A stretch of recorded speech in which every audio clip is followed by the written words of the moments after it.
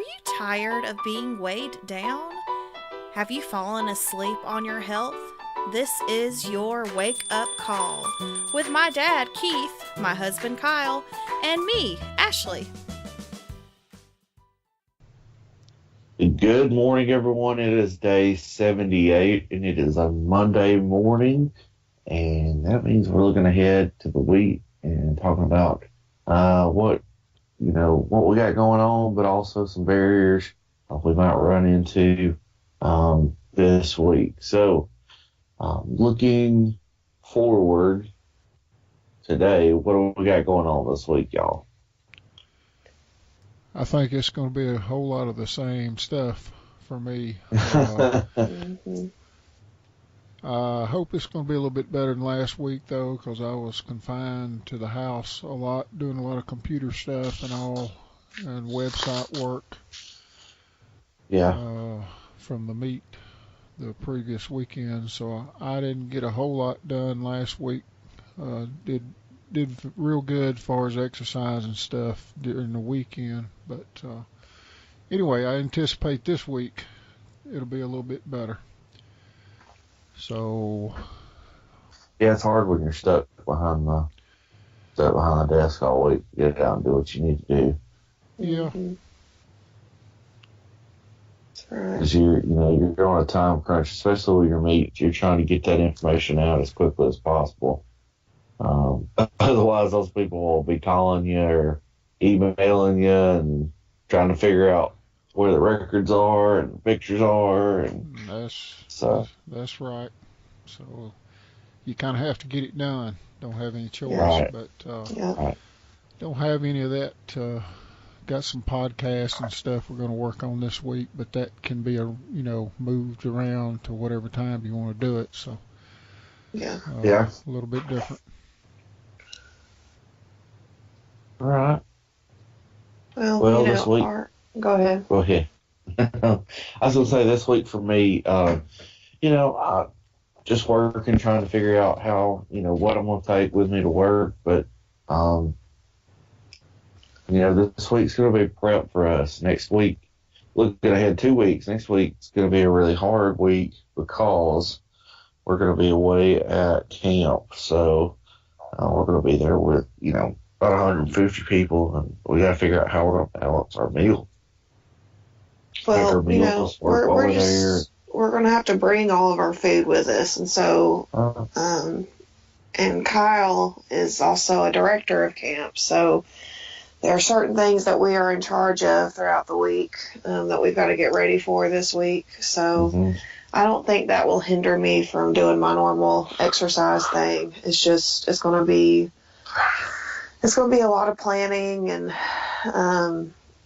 I was hoping my weight would be down a little bit more before camp, so I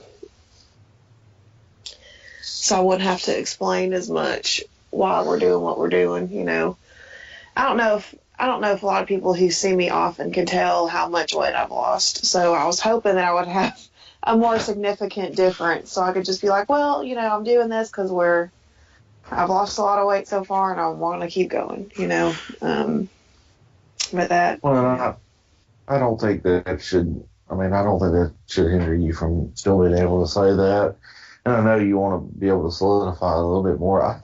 I think, and this is something I'm running into. You don't, because you see yourself every day, you don't feel like it shows as much. And so I think you'll be surprised at people's reactions. Yeah, I really do. So I don't know.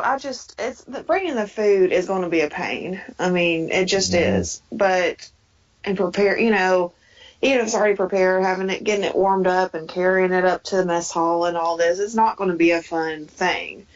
But like I've said this whole time, that's not the part that bothers me. It's just I don't necessarily like having to explain myself 24/7.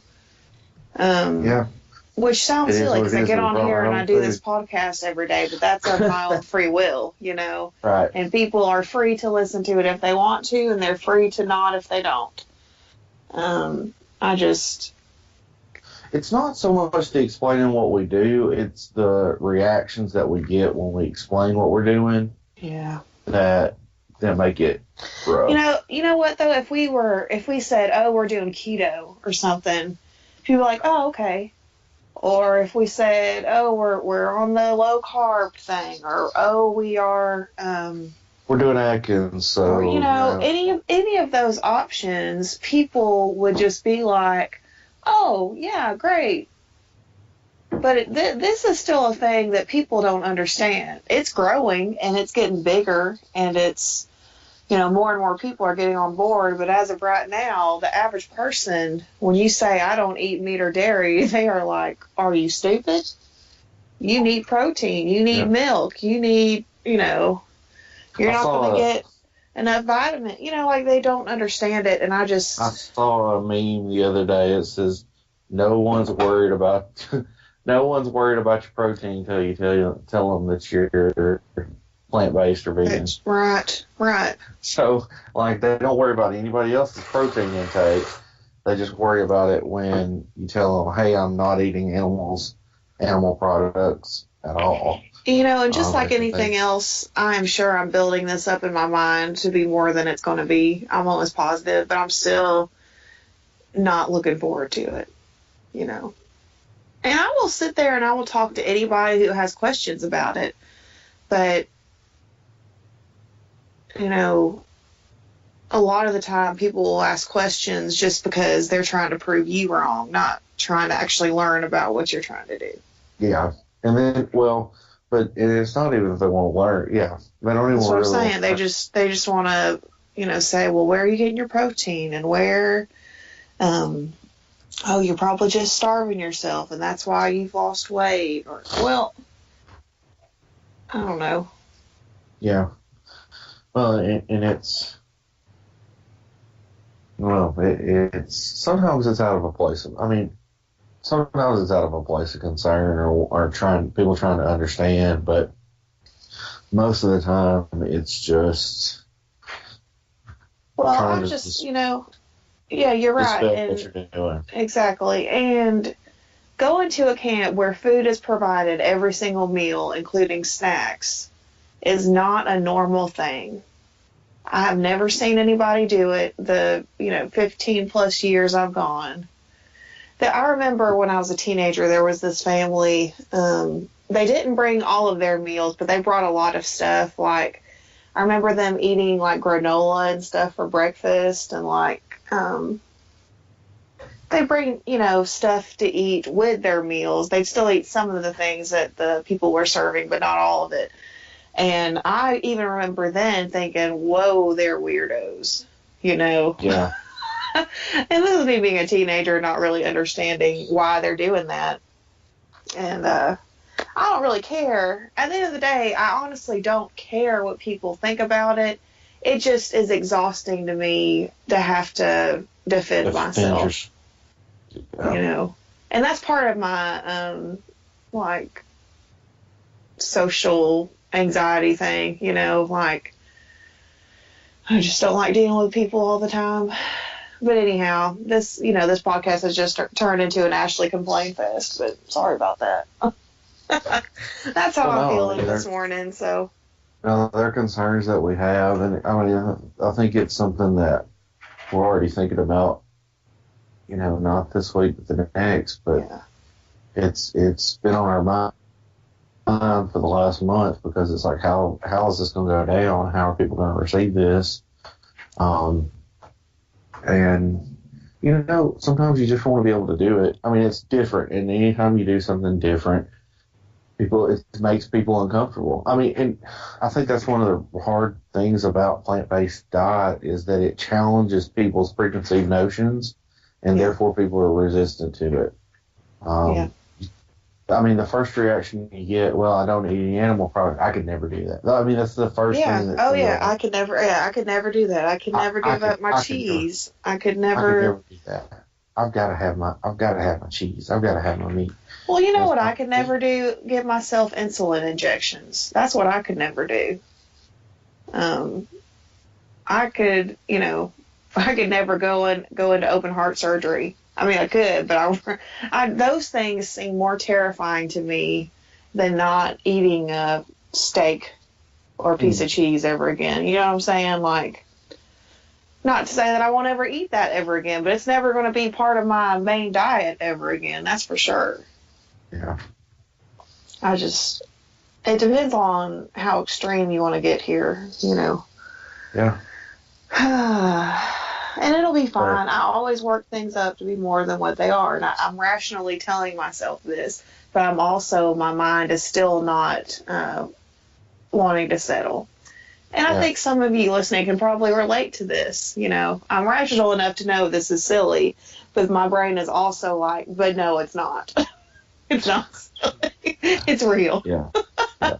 So, anyway, that's the longest story to tell you that we've got a lot of prep to do this week. And next week, we will be at camp and, you know, bringing our own food and doing our own thing. And it'll probably be strange. But, you know, it'll be bad this year. But next year will be better.